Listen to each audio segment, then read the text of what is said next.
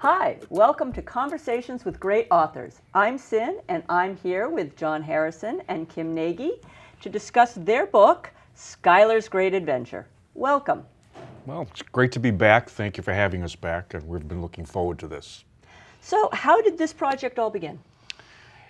Around the corner from Mount Auburn Cemetery at Fresh Pond, for several years, a pair of great horned owls have successfully, year after year, raised a family. And last year there were 2 chicks, 2 owlets, and we got to watch them sometimes right next to each other. And we got to enjoy them throughout the season. This year there were another 2 owlets. One of them didn't survive, fell from the nest, and didn't make it. But the other one did survive out of the nest, but while branching, which is what they do to get stronger, they hop from branch to branch right out of the nest, flap their wings just to get stronger as they look toward their day of fledging. And this one fell off of the branch on April 12th, and as it was falling down, it instinctively spread its wings and it landed softly, but we didn't know if it was hurt or not. We didn't think it was because it seemed to land just fine, but for the next little more than 2 weeks, it slowly made its way along the ground until it started getting a little higher, and then finally, ultimately, on April 28th, it fledged. But it was a drama that unfolded day by day, and people in the area were glued to the success of our little owlet. So it had a cheering section. The runners, the dog walkers would stop by, ask us all the time, how's the owl today? How's the owl today? So it was a very exciting, moving experience. So you said you were watching this drama day by day unfolding. So at what point did you think that this would make a good book for children? Well, after being there day by day, on a couple of occasions, teachers brought their class to see the owl, and fortunately, the owl was always visible. There wasn't a day when we couldn't find it in those little more than 2 weeks. And you could see the look on the kids' faces. They were enthralled to actually be watching this owl so close and moving around, and they just couldn't believe it. They were amazed. So after a couple of these visits by classes, I just thought to myself, gee, this would make a great story for kids. They love this. So that's how the idea began. And then once you got the idea, how did it evolve? Well, I told Kim about the idea, and she really liked it. And I should let her continue with what happened after that. I was thinking about the first sentence because that's always the hardest thing. And it has to marinate for a long time. And when I finally came up with the first sentence, I'd been thinking about it for a long time, but I actually sat down one day and the story just came out. The whole thing, from beginning to end, and then, of course, the editing, which is really what writing is all about, happened. But it flowed very easy, and it was my intention to make it a story for little kids with lessons in it, about having something happen, about something being scary, about being alone, except you're not really alone. And so I wanted to make it a story of hope. Now, the biggest thing was that this was a true wildlife adventure with human intervention that had a happy ending. A lot of times with human intervention, the endings are not happy. Yeah, the story had it all. Yeah. And then the pictures, how'd they come about? Well, we were taking photographs every day of it. I mean, there were photographers there every day, various times of the day. I was there almost every day taking photographs. So that part was easy. It was easy to put the photographs in because we had so many. But there were some things that we were missing, and we enlisted some other author friends for those photographs. Like the photograph from Marathon Monday was a very rainy day, and the poor little owlet was sitting by that time up about a foot on a post, on a beam, and it just stood there all day getting soaking wet. The poor thing just sat there dripping wet, but it was there all day in all of that And rain. it was very cold. And it was it was a very cold. cold spring. And it got through it, but we were worried about it. But one of the photographers, even the rain, was there, and he took pictures of it, and I remember that, and I asked him, and he supplied the photograph of the wet, almost drowned, poor little owlet. So you got all this, the story, the pictures together. So then what was the next step? The next step was going to our magician, our book designer, Steve Gladstone, who did our Mount Auburn book and did such a tremendous job with it. He's the key to both of these books. We have the idea, the photographs, the text, but he puts it together, and he's magical, and we couldn't do it without him. So that was the next step, discussing with him, telling him what we wanted to do, and he loved the idea and was ready to climb aboard. So. And how'd you come up with the name Skylar? Well, my honorary 8-year-old granddaughter loves wildlife, loves owls, loves birds. She's already a birder and sometimes is quicker at finding them than we are.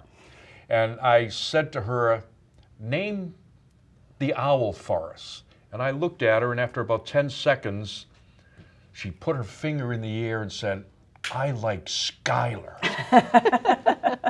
And it was a perfect name. Sky is in the name, owl, sky. I don't know if that came into her mind, but somehow when I asked her that, the name Skylar resonated with her, and she said, I like Skylar. And it's a perfect name for the, it's not gender specific. There are male Skylars and female Skylars, so even that this lovely 8-year-old girl knew, or luckily came up with. So that's how the name Skylar came to be. Because we don't know the gender of the owlet. Okay. You can't tell at this age. Oh, yeah. You mentioned Mount Auburn and that you have this other book. What is it? Dead in Good Company? Dead in Good Company, yes. So how is your experience with this book different from that book? This was a story about one episode and one event. So it was more focused on one thing, which in this book we have numerous different essays from different viewpoints and contributors from all over who have submitted essays and photographs. And it's about a collection of Mount Auburn Cemetery memories and thoughts. And this is just a wildlife story about a great little owlet that fell out and against all odds survived, got back to the nest, didn't get eaten, and grew up happy and safe. Let's also not forget that this book took us 17 months to do. 17 very difficult months. Skylar took 3 months. Wow. And as I'm getting older, that another 17 months, we had discussed doing another type of book like this for Plum Island and Hampton Beach and Salisbury and Rye. And I don't know if I have 17 months of energy for another book like that to do. These are fun. These are fun. Yeah. Few months, much shorter, much easier compared to dealing with 36 authors and getting all of those things together and 12 photographers. And it was really a very, very different experience. So is it a coincidence that there's an owl on the cover of both books? And there's going to be an owl on our next in our one. next Yeah, book. so it's But then we're going to break the chain. Yeah, And there's then something about owls. They're compelling, and yeah, people love them. So now that the book is out, do you have any plans to do presentations, to go to children's events?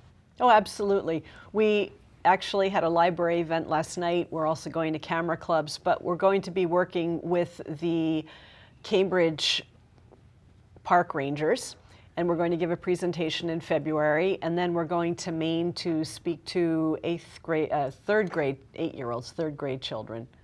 So we have a lot of different things planned. And isn't that third grade mentioned in the dedication? Well, here's I know there's a lot of names in those dedications. Well, we had the idea that to include friends, kids, and grandkids in the dedication page Skylar's Great Adventure is dedicated to the next generation of owl watchers, and all of these names are friends, grandkids, nieces, nephews, whatever. And one of our friends has a niece that's a teacher of the 3rd grade in York, Maine, and told her about this. And she said, "Oh, could you put my class in? They would be crazed." So we did that. So her whole class is within the dedication.